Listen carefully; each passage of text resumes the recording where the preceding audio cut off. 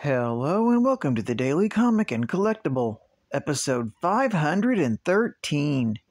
Now today, the collectible of the day is the Hasbro Toys, Marvel Legends, Spider-Man series, Dr. Octopus, action figure.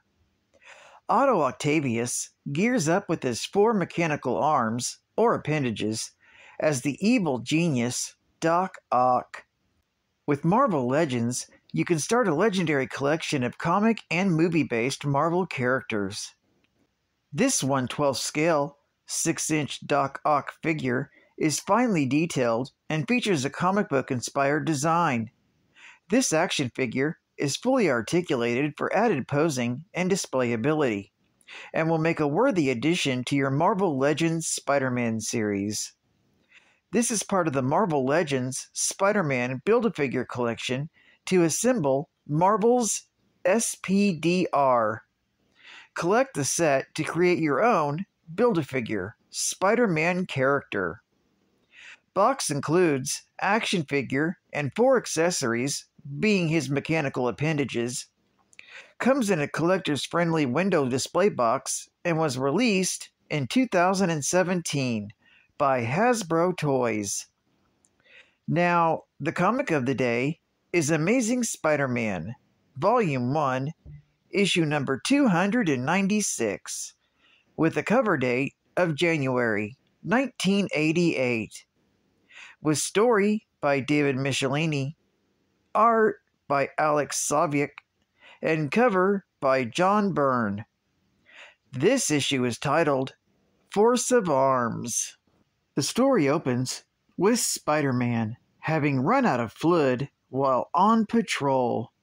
He's now reduced to walking home in the middle of a summer storm. As he bounds his way home on the rooftops, Spider-Man considers the idea of upgrading his web shooters, so they have a warning indicator to tell him when he's running out of web fluid, so this situation doesn't happen again. When the wall crawler finally gets home, he gets out of his costume and takes a shower. With his body aching, Peter wishes that his wife, Mary Jane, was home instead of at a modeling gig, so she could look after him. Making himself some tea, Peter begins thinking about how he can redesign his web shooters. One concern is traveling by plane because of metal detectors. As he thinks over possible designs, he falls asleep from exhaustion. Meanwhile, at the South Brooklyn Psychiatric Facility, Dr. Charles Jefferson is running an experiment on his newest patient, Dr. Otto Octavius. The man known as Dr. Octopus suffers a crippling catatonia whenever he thinks about his longtime foe, Spider-Man. Part of this experiment, Dr. Jefferson monitors Otto's sleeping patterns. When Octavius enters REM sleep, he begins to dream about his first battle with Spider-Man, one of the few battles where he was victorious. However, his dream of victory turns into a nightmare when a giant Spider-Man sneaks up behind Dr. Octopus and flips him through a window with his finger. In the waking world, Jefferson is alarmed by the distress this is giving Octavius. While in a bunker below Manhattan, Dr. Octopus's arms register its owner's distress and attempt to break free from the adamantium restraints that keep it in check. The nightmare suddenly gets so intense, Otto wakes up screaming. Jefferson asks his assistant to get some phenobarbital to calm his patient. Comforting Otto, Charles tells him that they try another experiment the next day. That morning, Peter has finished the designs for his new web shooters.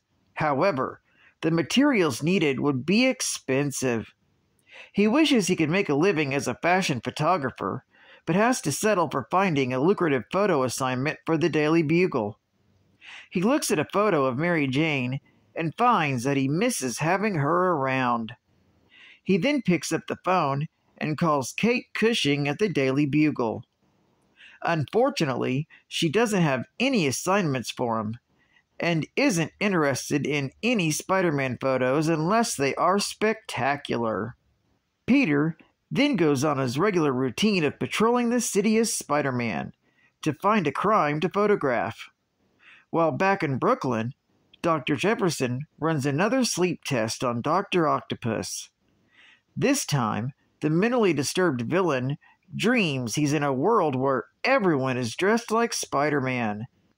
He begins to panic and run until he runs into a massive spider web and a massive spider begins descending upon him. The distress causes Otto's mechanical arms to break free from their shackles and rip their way to the surface. With his spider sense tingling, Spider-Man is drawn to Dr. Octopus's arms that are rampaging through the streets. With innocent people in danger, Spider-Man tags the arms with a spider tracer while he rescues those who were put in danger. The arms eventually get to the mental health facility and break through the walls. Reunited with his arms, Dr. Octopus decides that he was insane to trust the doctors. By the time Spider-Man arrives, Dr. Octopus is long gone, and he hasn't a single photograph to show for his troubles. While Spider-Man returns to his apartment, Dr. Octopus tracks down some of his former gang members to announce his return. When they mock him for his fear of Spider-Man, he gives them a display of power by ripping apart a car with his mechanical arms. Afraid for their lives, the two crooks welcome him back. Meanwhile, Spider-Man is fruitlessly trying to track Dr. Octopus, finding no trace of his spider tracer. The wall crawler decides to do something to draw his foe out of hiding and heads to the Daily Bugle. He pays a visit to Kate Cushing and convinces her to reluctantly help him catch Dr. Octopus. Later, Spider-Man pays a visit to Dr. Charles Jefferson to help in luring Octopus out in the open. The psychologist is reluctant as well because he believes his patient can be cured of his insanity. However, Spider-Man manages to convince him. The next day, the Daily Bugle publishes a front-page story announcing a tell-all by Dr. Jefferson about his time trying to cure Dr. Octopus. When Otto reads about this in the newspaper, he is furious and decides to pay his doctor a visit. That evening, he arrives at the Brooklyn facility and confronts Dr. Jefferson. However, before he can harm Jefferson, he's surrounded by the police, who have been waiting in ambush. Joining the officers is Spider-Man.